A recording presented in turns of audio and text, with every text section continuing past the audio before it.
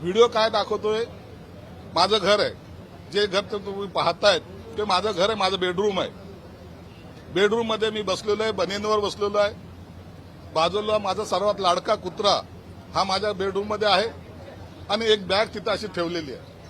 याचा अर्थ असा होतो की मी कुठेतरी प्रवासातून आलोय, कपडे काढलेत, माझ्या बेडवर मी बसलेलो आहे.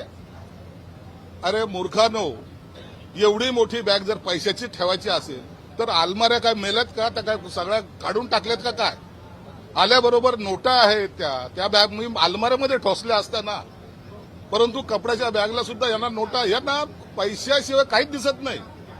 एकदा एकनाथ शिंदे साहेब विमानातून खाली उतरून त्यांचे जे काही बॉडीगार्ड बॅगा घेऊन चालले होते तेही सुद्धा त्या नोटांनी भरलेल्या होते महाराज.